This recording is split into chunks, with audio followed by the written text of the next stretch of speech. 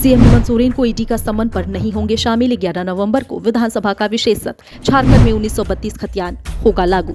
झारखंड के मुख्यमंत्री हेमंत सोरेन ईडी की पूछताछ में नहीं होंगे शामिल।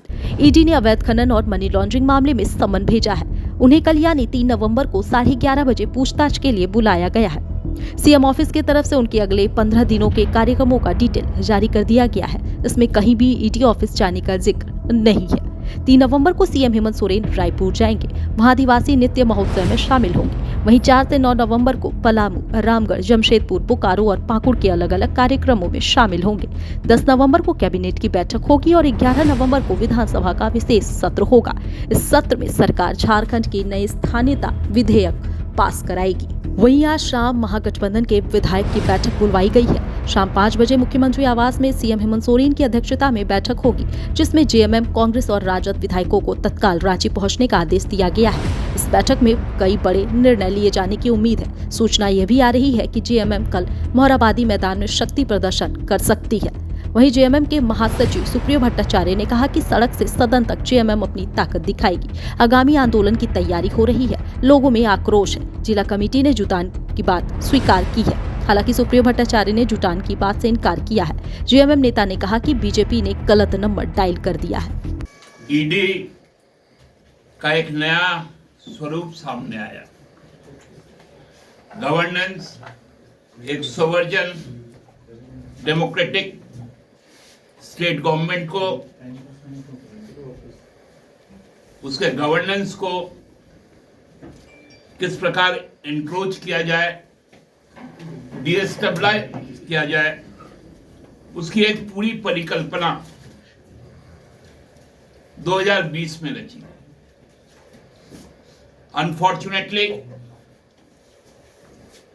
2020 और 21 पैंडेमिक का साल रहा। लोग सांसों के लिए तरसते रहे।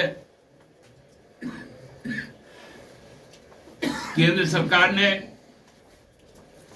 लोगों की सांसें छीनने के साथ साथ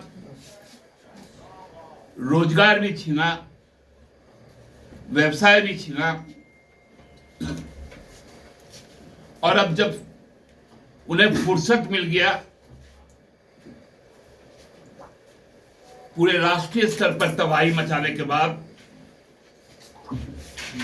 तो इस राज्य सरकार को भी किस प्रकार डिस्टेबलाइज किया जाए, गवर्नेंस को डिरेल किया जाए,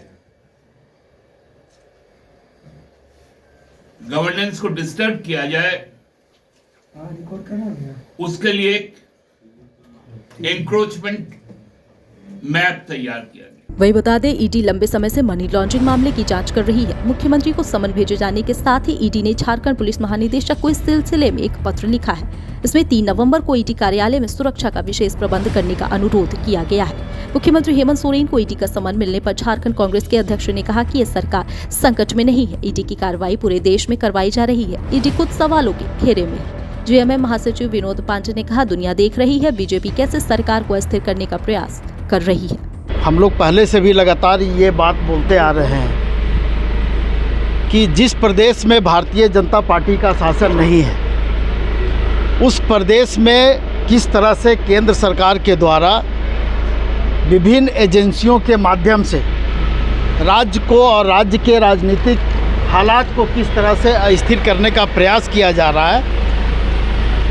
और इस प्रयास को हम लोग जब हेमंत सोरेन जी के नेतृत्व में इस राज्य में सरकार बनी थी, उस समय से लगातार देख रहे हैं। और झारखंड मुक्ति मोर्चा पूरी तरह से तैयार रहती है हर परिस्थिति के लिए। और आज जो परिस्थिति उत्पन्न हुई है, उसके लिए भी झारखंड मुक्ति मोर्चा पूरी तरह से तैयार है। चाहे अब जो भी हालात बने केंद्र सरकार के द्वारा या एजेंसियों के द्वारा, उसका हम सामना करने के लिए तैयार हैं। वहीं सूत्रों की माने तो सीएम के विधायक प्रतिनिधि पंकज मिश्रा के साहिबगंज स्थित आवास में छापेमारी के दौरान कई अहम सबूत मिले हैं। ईडी सूत्रों के अनुसार मुख्यमंत्री के बैंक खाते से जुड़े चेकबुक मिला था, जिसमें 2 चेकबुक में मुख्यमंत्री हेमंत सोरेन के हस्ताक्षर होने की बात कही जा रही है। सीएम के करीबी पीएम प्रेम प्रकाश के हरमो स्थित आवास में छापेमारी के दौरान ईडी ने 2 AK-47 राइफल और 60 गोलियां मिली थी। जब्त हथियार जिन 2 कांस्टेबल के थे, वे मुख्यमंत्री आवास की सुरक्षा में तैनात थे।